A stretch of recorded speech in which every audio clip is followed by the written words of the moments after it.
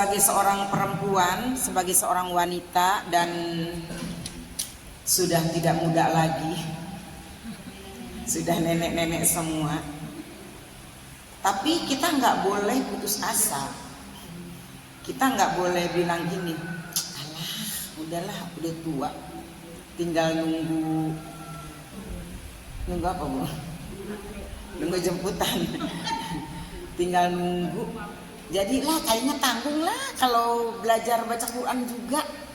Ya paling-paling kalau sekarang belajar baca Quran baru lulus Iqra, tamat Iqra 2. Terus nyebutnya juga susah. Nggak boleh bu, nggak boleh bilang begitu. Kenapa saya bilang begitu? Karena memang masih ada ibu-ibu jamaah kita yang diajak mau saya ajarin Iqra, nggak usah lah bun, tanggung. Maksudnya tanggung apa? Nggak ada yang tanggung ya bu ya. Kita dapatnya sampai Iqra 1 halaman 7 ya nggak masalah. Bukan masalah lulusnya, hatamnya bukan, tapi kan kemauan kita untuk merubah ya bu ya, kayak gitu. Jadi nggak boleh bilang tanggung.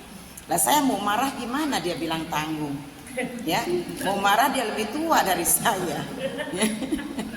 Ya udahlah, nggak bisa maksa juga kan bu. Ini harus muncul dari kesadaran kita. Nah hijrah itu sebetulnya hijrah itu adalah perbuatan berpindah dari sesuatu yang buruk kepada sesuatu yang baik, dari sesuatu yang negatif kepada sesuatu yang positif. Ini sebetulnya tiap tahun juga kita bahas. Berpindah dari sesuatu yang minus kepada yang plus. Berubah dari sesuatu yang gelap kepada yang terang. La hijrota ba'dal fathi walakin jihadun wa niyatun. Tidak ada hijrah setelah kemenangan kota Mekah, yang ada adalah jihad. Perjuangan kita untuk merubah yang negatif menjadi positif. Perjuangan kita untuk merubah yang dari bodoh kepada pinter. Perjuangan kita untuk merubah dari yang gelap kepada yang terang. Wan niyah, perjuangan, jihad dan niat. Tergantung niatnya. Jangan bilang tanggung. Kalau niat kita benar-benar pengen bisa, yuk. Itu hijrah. Jadi hijrah jangan dimaknai yang sulit bu. Hijrah jangan dimaknai yang rumit. Mulai aja dari sesuatu yang kecil di dalam melakukan sebuah perubahan. Sesuatu yang mudah dalam meningkatkan suatu kualitas hidup, kehidupan, ibadah, keimanan, ilmu dan lain sebagainya. Karena hijrah itu maknanya hari ini kita harus lebih baik daripada hari kemarin. Kemarin kan kita buruk misalnya ya, kemarin kita malas, kemarin kita negatif. Hari ini harus lebih baik daripada hari kemarin. Dan hijrah itu niat kita, tadi jihadnya. Jihad kita itu mengubah hari ini harus menjadi lebih baik daripada hari kemarin. Itu jihadnya.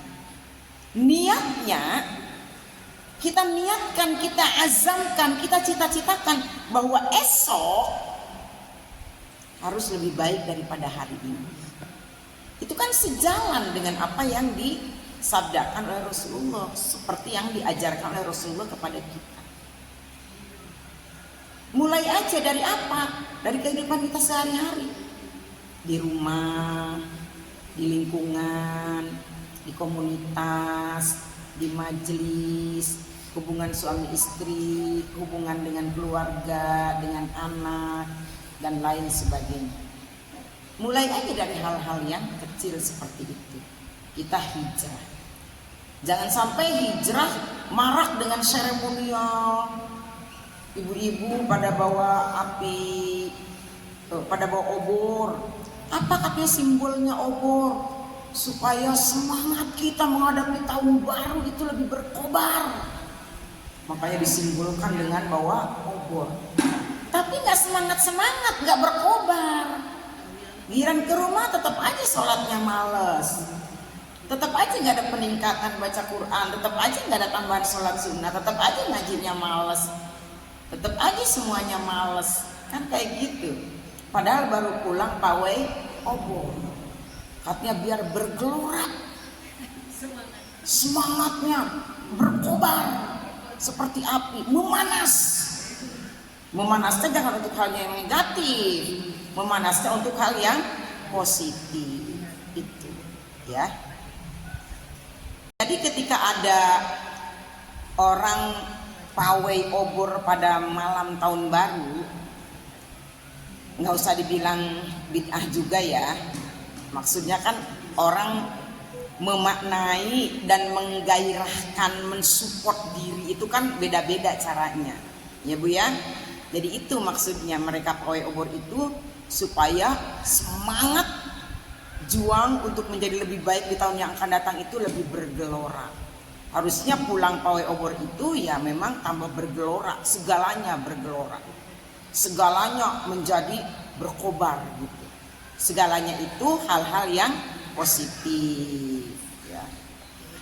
Hijrah juga melambangkan sebuah pengorbanan, perjuangan, komitmen, dan rasa saling menghargai.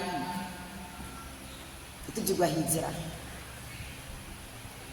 Hijrah tadi simbol pengorbanan, perjuangan, komitmen, saling menghargai.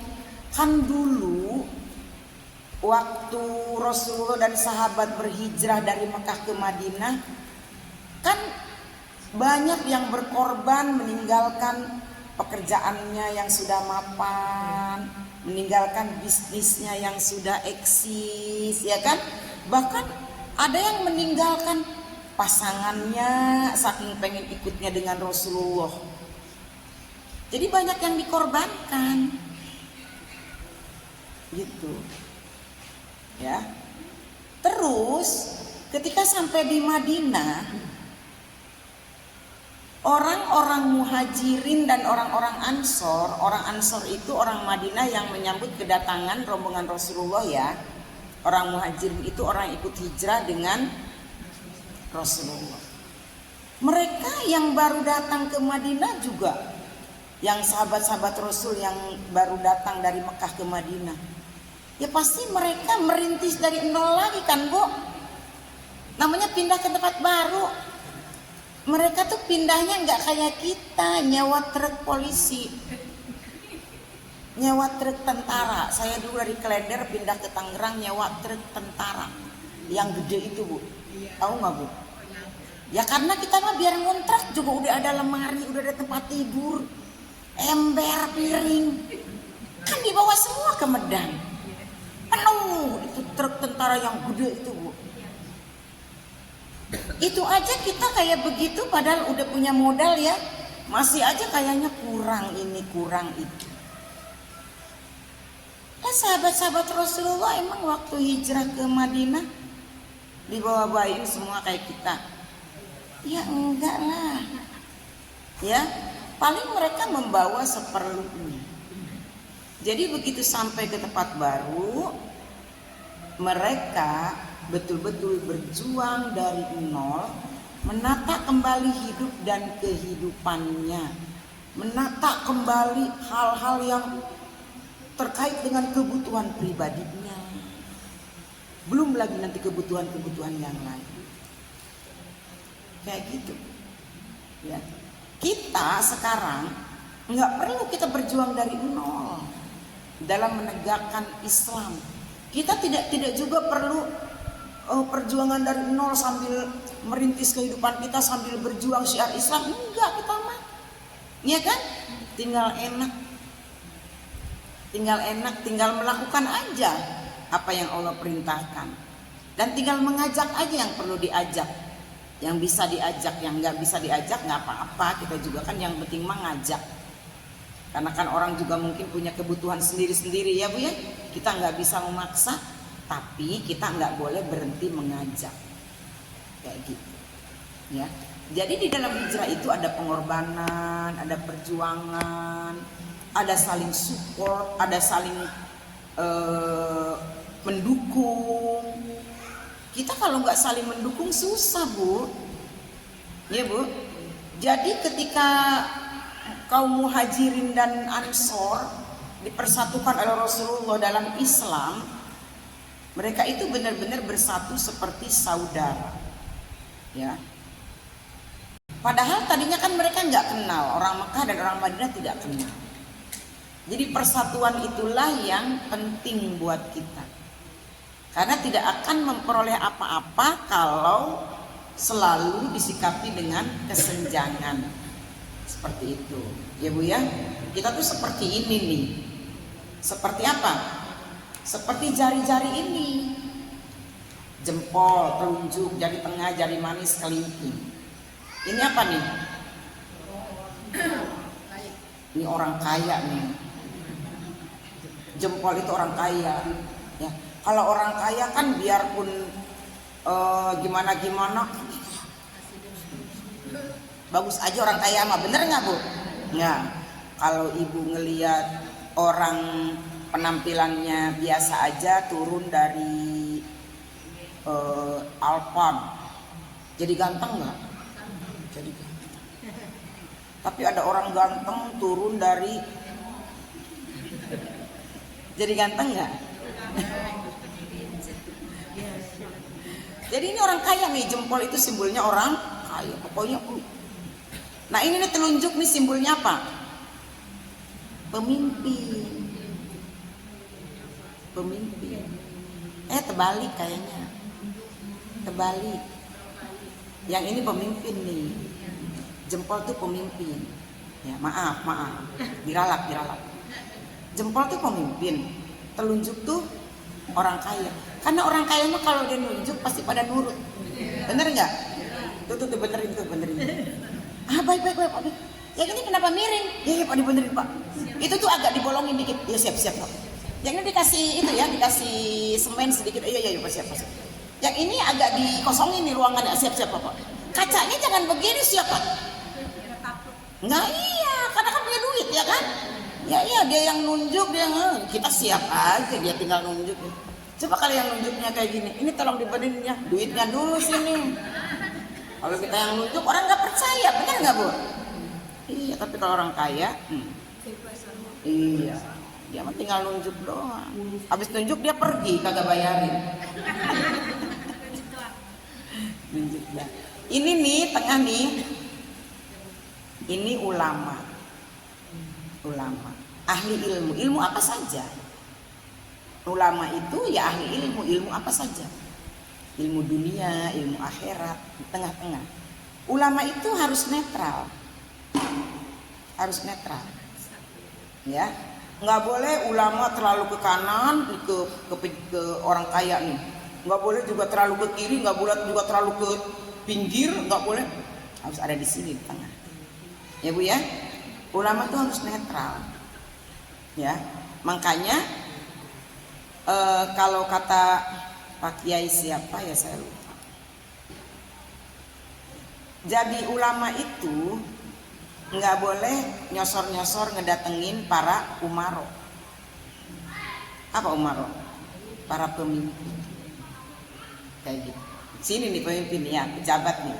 Yang ini kan nyosor-nyosor artinya apa? Sampai ngelewatin ke sini nih Bu nih. Mau ke sini.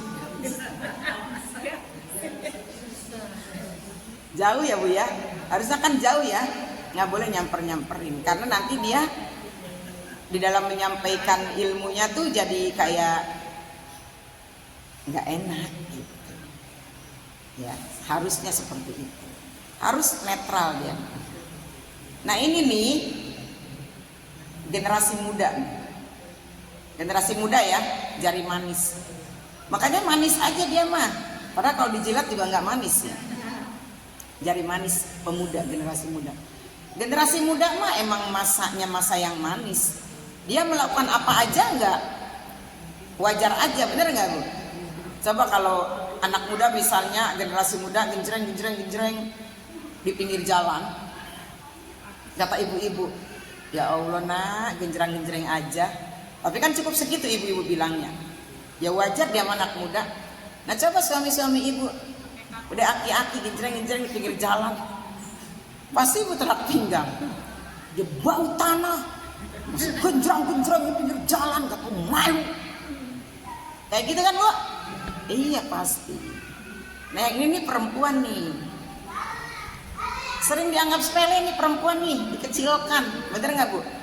Keberadaannya kadang-kadang nggak dianggap gitu, keberadaannya dikucilkan. Ini buat dianggap segede upil perempuan itu. Tapi giran apa-apa laki-laki nyarinya perempuan. Mau kerja bakti yang dicari ibu-ibu, mau bikin perayaan yang dicari ibu-ibu, dicari aja. Ini kalau nggak ada nih perempuan, ini nggak bisa ngapa-ngapain. Ini megang segini doang, ini enggak ya? Kekuatannya nggak ada, ya kan? Nggak ada kekuatannya tuh, nggak tahan lama dia tuh, nggak kuat. Jangan juga ini dianggap sepele nih pemuda nih. Kita mau megang apa sih ini? Nggak kuat. Atau misalnya pejabatnya temenannya sama orang kaya doang. Liatin bertahan sampai berapa lama pejabat berteman dengan orang kaya doang, sampai berapa lama? Nggak kuat. Harus bersatu kayak gini, ya bu. Pemimpin, pejabatnya, orang kayanya, ahli ilmunya, para generasi mudanya, ibu-ibunya bersatu menjadi satu kekuatan yang utuh. Mau apa lu?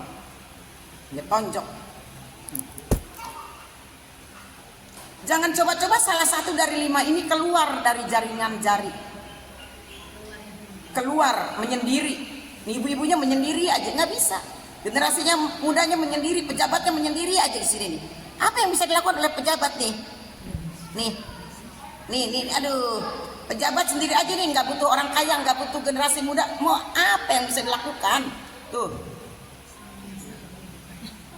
ini kebetulan aja ada cantelannya ya kan? Kalau nggak ada cantelannya, pejabat nggak butuh orang kaya, nggak butuh ulama, nggak butuh ibu-ibu, nggak butuh generasi muda. Apa yang bisa dilakukan? Nindes kutu aja harus bersama. Kalau nindes kutu gini bisa mati nggak kutu? Nindes nih begini nih, enggak kan? Nindes aja harus didorong oleh ini, ditekan oleh ini. Itu, Bu. Jangan berharap hidup sendiri itu enak, ya bu. Terus kemudian, bu, buat kita ini mungkin agak ngantuk ya bu ya.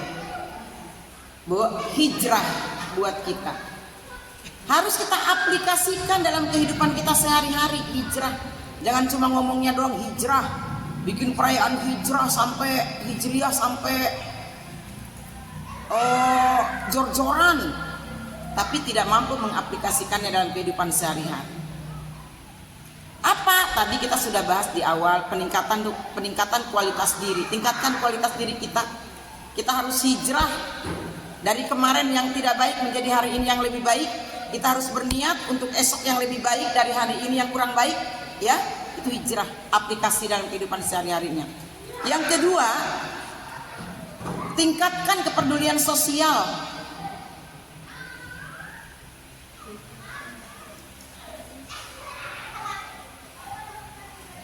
Semangat hijrah itu harus menginspirasi kita agar kita lebih peduli kepada lingkungan.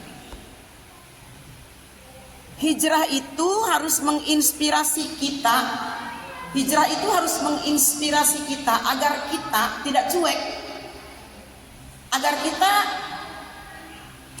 jangan merasa mampu hidup sendiri. Hidup cuma dengan kelompoknya, hidup dengan komunitasnya. Tidak. Di luar komunitas kita ada komunitas-komunitas yang lain. Di luar diri kita ada orang lain. Gitu. Jangan merasa cukup dengan hidup sendiri. Apalagi udah hidup sendiri, udah nggak peduli sama lingkungan, dia juga merusak komunitas lingkungan. Itu lebih tidak ideal lagi. Udah mah dia nggak punya kiprah di lingkungan, udah mah nggak pernah bergaul di lingkungan, udah mah nggak pernah punya kontribusi di lingkungan, ngacak-ngacak lingkungan. Itu kan udah nggak ada lagi makna hijrah dalam dirinya. Ya. Jadi seperti katak dalam tempurung, berasa hidup dia sendiri, nggak pernah bergaul, nggak pernah ikut campur, nggak pernah ada di komunitas, nggak pernah punya kepedulian sosial. Kayaknya hidupnya aman-aman aja dia di dalam tempurung. Begitu tempurungnya dibuka, dia kaget. Akhirnya kan yang ada di lingkungan dia salah-salahin karena dia nggak paham. Karena biasa hidup di dalam tempurung. Itu kalau katak dalam tempurung. Kan kalau dalam tempurung cuman dia ngelihat langit-langit tempurung gitu doang kan. Ngelihat pasangannya mungkin, ngelihat anaknya mungkin, ngelihat dirinya, tidak ngelihat yang lain-lain. Sehingga begitu tempurungnya dibuka, dia kaget. Kok itu begitu ya? Wah itu salah itu. Oh itu begitu. Oh kok itu? Wah itu nggak bagus itu. Karena dia nggak paham sebetulnya, nggak punya pengalaman berinteraksi dengan orang lain. Bu, Bu, ibu suka main ke pantai nggak? Ibu suka mantai kan? Nah, apa yang ibu dapat dari pelajaran mantai? Mantai aja, nggak pernah ngambil pelajaran. Pernah merenung nggak kalau duduk di pantai? Apa coba mikirnya? Hah? Oh berasa kecil gitu ya? Ya bagus kalau sambil mikir. Bu, Bu, saya kasih tahu ya, Bu, ilmu mantai, Bu. Kalau ibu duduk di pantai, ada ombak kan? Jeger. Lebih keras nggak di pinggir pantai? Iya kan? Ibu kena nggak imbasnya? Di tengah-tengah ada ombak nggak? Ada ombak nggak di tengah? Nggak ada kan? Dari tengah tuh cuman segini ya Bu ya, agak segini, agak di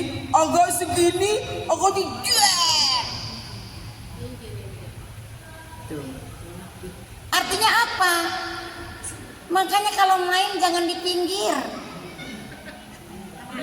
ke tengah, Bu, ke tengah. Di tengah mah tenang. Jadi agak jauh mainnya ke sono ke tengah. Ibu-ibu tinggal di RW 7 nih. Jangan main di RW 7 doang. Main ke RW lain. Lihat perkembangan orang lain.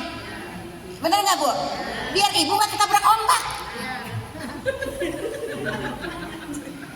Bener nggak Bu? Biar ibu nggak ribet sendiri.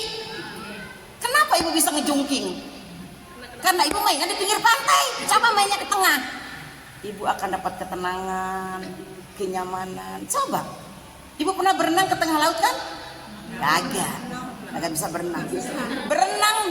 Berenang di laut di agak tengah itu lebih menenangkan daripada berenang di pinggir. Berenang di pinggir kita kubanting lagi. Coba agak ke tengah. Mainnya agak jauh dikit, ya kan Bu? Bergaul agak jauh dikit Bu. Udah mah di RT juga kagak gaul, kagak keluar. Akhirnya kan banyak problem, banyak masalah. Masalahnya dengan siapa? Dengan dirinya aja, bukan dengan orang lain. Karena dia mainnya di pinggir. Kurang paham tentang pribadi orang, kurang paham tentang bagaimana berinteraksi dengan banyak orang, kurang paham dengan kondisi orang, kurang paham dengan organisasi orang, kurang paham dengan komunitas orang. Kalau kita sering bergaul, makanya kita ada pengajian bulanan, ya kan Bu? Ibu main ke sono agak jauh dikit. Oh, ini RW 7, RW 8, oh ini RW 9, ini RW 10. Oh, RW 11 ini. Oh, di tengah itu Bu mainannya Bu. Halo? Nih mulai hijrah ya Bu ya. Ya. Jangan main di pinggir. Kenapa? Kena ombak nanti Bu kepelanting sendiri. Jadi begitu Ibu kepelanting sendiri kena ombak, jangan nyalain orang. Ya, jangan nyalahin. Salahin aja diri sendiri. Kenapa mainnya di pinggir, main ke tengah? Karena di pinggir mah nggak ada perahu. Perahu berani nggak ke pinggir? Coba ke tengah, naik perahu. Tuh, enak nggak Bu? Di tengah mah enak, tenang, semilir angin, sepoi-sepoi. Perahu, kapal, nggak berani ke pinggir, enggak. Karena tahu di pinggir tuh banyak bahaya. Ya Bu ya? Bu, hijrah ya? Oke, buat menyelamatkan diri kita. Oke. Hijrah kita di dalam mengaplikasikan dalam kehidupan sehari-hari tadi, kepedulian sosial tingkatkan ya Bu ya. Kepedulian kita kepada lingkungan tingkatkan. Supporting kita kepada lingkungan tingkatkan.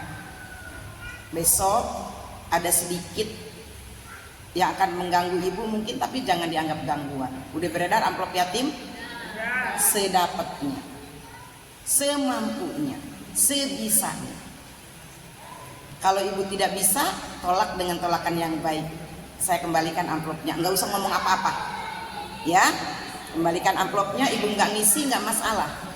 Ya Bu, nggak usah keluar kata-kata yang tidak baik. Ya udah, kasih aja. Ya, ada, berikan yang terbaik karena itu akan kembali kepada kita masing-masing. Itu diantara kepedulian sosial. Terus kemandirian. Nah tadi sahabat-sahabat Rasulullah yang pergi yang berhijrah dari Mekah ke Madinah, betul-betul mereka merintis dari nol. Orang-orang Ansar menawarkan, menolong dengan segenap hati, bahkan banyak yang rela memberikan setengah dari hartanya untuk saudara-saudaranya yang baru hijrah dari Mekah. Ada yang menerima dan ada yang menolak. Kenapa? Buat mereka mandiri itu artinya apa? Mandiri itu? Iya. Mandiri itu artinya dia tidak akan merasa berhutang kepada siapapun. Ya Bu ya. Dia rintis berjualan kecil-kecilan. Dia rintis membuat rumah kecil-kecilan sederhana. Dia rintis, semua dirintis. Kita juga dulu baru pindah ke Medang Lestari sama ya Bu ya. Iya. Iya, rumahnya semua sama kan? Iya. Waduh, sampai-sampai saya nyasar masuk rumah orang. Saking semuanya rumahnya sama. Belum ada yang dipagar, belum ada yang ditambah ya kan? Belum ada apa, gangnya semua sama, model rumahnya semua sama. Belum ada yang ditembok. Kita merintis pelan-pelan ya Bu ya. Sedikit demi sedikit akhirnya ketutup belakang ya Bu ya. Tutup dulu tuh, akhirnya bisa bikin dapur di belakang. Pelan-pelan ya Bu ya. Kayak gitu tuh kemandirian. Sampai sekarang kita pun harus mencoba terus mandiri. Jangan terlalu mengandalkan orang lain, siapapun itu. Suami, anak-anak, apalagi teman. Aduh, jangan diandelin. Ya Bu, mungkin saya dulu pernah cerita. Anak tidak boleh buat bersandar, suami tidak boleh buat bersandar. Karena mereka adalah manusia sama dengan kita. Tempat bersandar kita hanya Allah Subhanahu wa ta'ala. Kalau semua bersandar kita pada suami, apa yang bisa kita lakukan di rumah? Mau ganti listrik nunggu suami, masang gas nunggu suami, ganti galon nunggu suami, nyetrekin magicom nunggu suami. Kelapa. Bu, ada yang begitu? Enggak ada, saya percaya di Medang mah ibu-ibu betulin genteng aja naik dia ke atas. Bener nggak? Ya? Iya.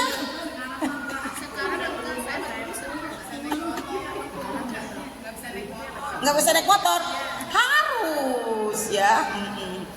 Katanya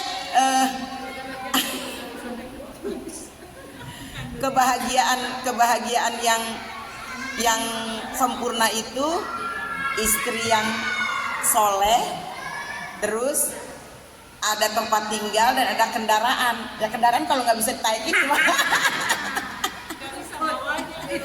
Belajar ya, belajar.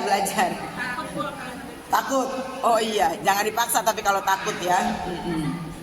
Iya, kalau ibu-ibu di Medang kan udah apa-apa sendiri, bahkan sepertinya suami itu udah kerja aja gitu ya, pulang ke rumah saluran air udah rapi, gorong-gorong tadi udah dirojok-rojok, listrik udah diganti, gas udah galon udah diangkat ya. Tenaganya gedean istrinya daripada suaminya ya. Suami suruh buka kaleng sarden aja kagak bisa. Istri ya kan? Tinggal tarik. Buka susu Indomie pakai pisau. Suaminya nyari-nyari pentungan bukan pentungan ulekan. Apa deh ulekan? Iya. Iya, sekarang pakai alat ya. Kalau tidak pakai alat, ya kita harus bisa mandiri. Tapi perempuan diciptakan oleh Allah, di balik air matanya itu ada air apa? Air damkar. Air damkar itu kan dahsyat, bener nggak? Ya iya, bisa nyemprot. Berapa kekuatan keluarnya itu ya? Wah, kita kalau disemprot sama dia bisa kepelanting, Bu. Jangan coba-coba ya. Nah itu. Jadi perempuan, kita sebagai perempuan mengisi hijrah ini harus dengan kemandirian ya. Kadang-kadang mungkin laki-laki suka malu juga kali ya, Bu. Malu, Bu. Apa-apa udah dikerjain istrinya. Tapi kata ibu bukannya malu malah keenakan. Semuanya udah dikerjain istrinya ya. Iya, keenakan kata ibu-ibu. Nggak usah bilang keenakan ya. Oke Bu, sampai di sini ada yang mau ditanyakan? Silakan.